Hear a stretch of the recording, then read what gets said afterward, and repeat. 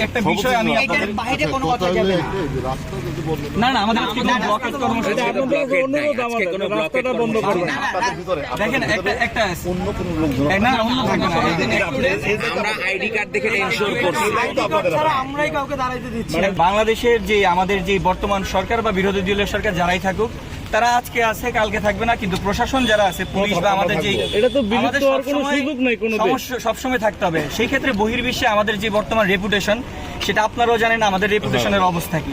সেই ক্ষেত্রে আমরাও চাই না যে বহির্বিশ্ব থেকে আমাদের প্রশাসনের উপর নতুন করে কোনো চাপ আসুক যার কারণে তাদের ভবিষ্যতে কোনো ধরনের সমস্যায় তারাও পড়ে আমরাও পড়ি। এই কারণে আমরা আপনাদেরকে এটাই আহ্বান করব যে আপনারা আমাদের সিকিউরিটি এনশিওর করবেন, কারণ দেখা গেছে আপনাদের উপর ভর করে বা আপনাদের উপর দায় চাপানোর জন্য কিন্তু আমাদের উপর কোনো একটা অ্যাটাক হতে পারে। হ্যাঁ, তো সেই কারণে আপনারা অবশ্যই এই জিনিসটা এনশিওর করবেন। কিন্তু আমাদের স্যারদের কথা হলো যে আপনাদের এখানে ভিতরে ঢুকিয়ে কোনো লোক হ্যাঁ এই জায়গাটা তাদের এখানে জামা খোলার কোনো জায়গাই নেই। আমরা এইটা তো ছাত্ররা কখনো গন্ডগোল করেনি, করেনি, মারেনি, খুব কঠিন।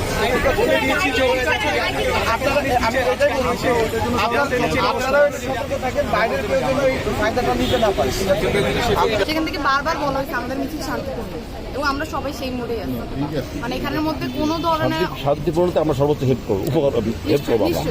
এটা আমাদের মানে আমাদের মেন্টালি আর ফিজিক্যালি আমরা পজিশন আছে এক্স্যাক্টলি, কারণ আমরা কিছু না এক্সেপ্ট সাতা ক্যামেরা রেন্ট করবা আমার সিনে পড়ে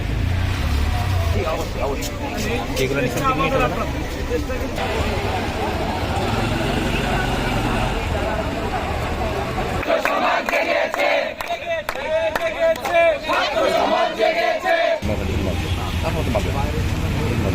আপনাদের সাথে নাম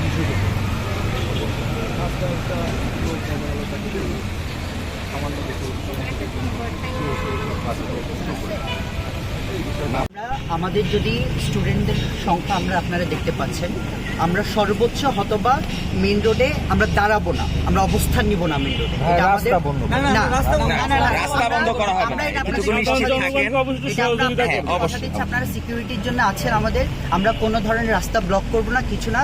যদি আমাদের মিছিল, আমরা যদি মেইন রোডে উঠি আমাদের মিছিল, আমরা শুধু মিছিলটা ঘুরায়ে পলাশবাগ হয়ে ঘুরে আমরা আবার এখানে চলে আসবো, জাস্ট ঘুরবো। এই যে ইউটার্নটা ঘুরে আমরা এখানে চলে আসবো, এটা আমাদের কথা, এবং নামাজের আগে আমরা শেষ করি।